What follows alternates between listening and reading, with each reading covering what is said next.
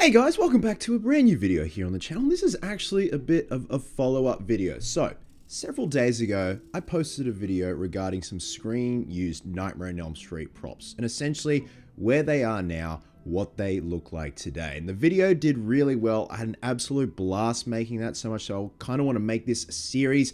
Like I mentioned at the end of that video, whether it be Halloween, Friday the 13th, Child's Play, or even delving into Batman props and going through every single Batman film, live action film, seeing the bat suits, the props, vehicles, what they look like today. I love doing stuff like this. I've loved nerding out to stuff like this, and you guys responded really well to it. So again, thank you for the support.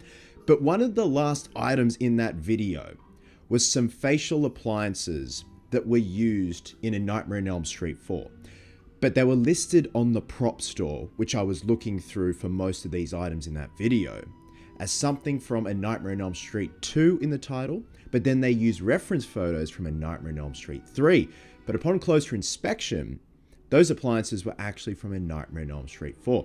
Now, when you log into the prop store, you can see what the piece sold for, or if it was unsold. And it said it was actually unsold. Cut to a couple of days later, when I touched down here in beautiful South Korea, I get someone telling me that the piece was actually sold. So it could have been one of those things where someone contacted the prop store after the fact when the auction had closed and they have purchased it. So the piece was purchased.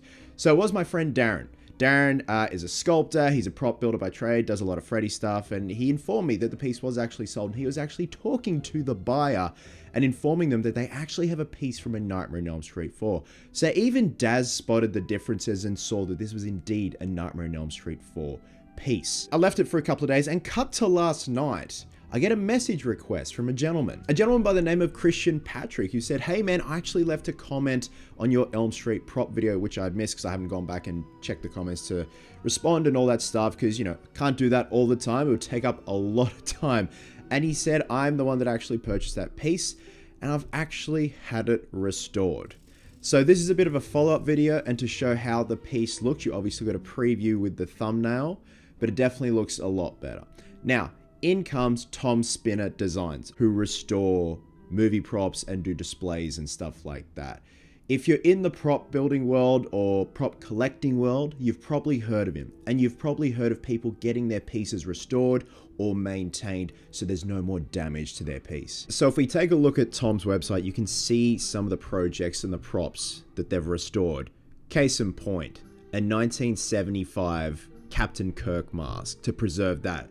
As most of you know, that was the mask that was used to create the Michael Myers mask in Halloween 1, and they used it in Halloween 2. So this is very cool. Look at that thing before where it's all smushed in and they pop it back out.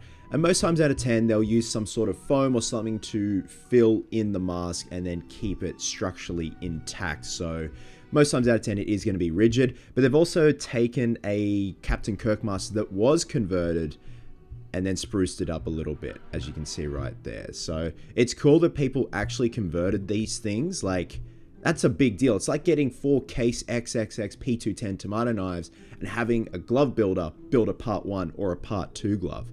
We've also got a gremlin puppet here. That is actually really cool. Those gremlin puppets are amazing. Is that Gremlins 1? Oh, Gremlins 2 puppet. Okay, cool. We've got Vader as well, so hang on, what's this about? Conserving and restoring an extremely rare original 1970s Darth Vader tour suit costume. Ah, okay. This is when they were touring and doing promo for the film. Very cool. We got the TMNT tour.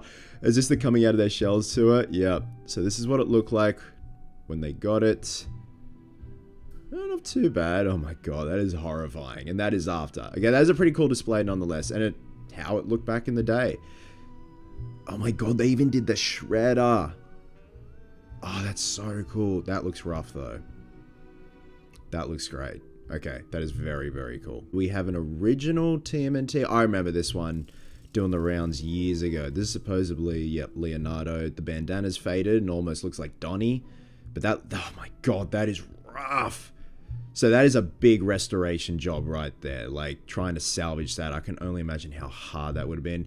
We got a Halloween 5 Don Shanks Michael Myers mask. I believe this was for Don Shanks. He had this restored. So before, very rough. After, pretty damn good. So anyway, Christian ended up with the appliances. He's fully aware of the discrepancies with the title, the reference, and also going back and seeing that they are indeed from Elm Street 4. He sent the pieces that were mounted on the original form to Tom Spinner, and this is the end result. This is before and this is after. They are now mounted on a life cast of Robert Englund, and they look absolutely beautiful, and they're all blended together. This is awesome. And what Tom and his crew do is they even do themed bases, so you can see like a boiler room themed base. Now the interesting thing is they did include a plaque of A Nightmare on Elm Street 3 because Christian said with the paperwork, with the certificate, it says it was from Elm Street 3, which is just another funny one. And Christian even said, he goes, dude, if you want to do a video on it, go for it. He goes, I don't care if it's from Elm Street 3, Elm Street 4, I'm just happy with it. And I said, congrats, man, because that is a grail piece. To have something that is somewhat still intact and still showcasing all that crisp, beautiful detail. And now it's mounted on a live cast of Robert Englund with a beautiful base. I'm like, keep that in a UV case, my friend, and out of sunlight, because that is beautiful. So again, guys, this is just a bit of a follow-up video to how the piece looks now, and it was indeed sold. Like I said, on the website for the prop store, it says it was unsold, so I just took it at face value, but my friend Daz informed me it was indeed sold. He informed Christian that it was a bit of a mix-up with exactly where these pieces are from,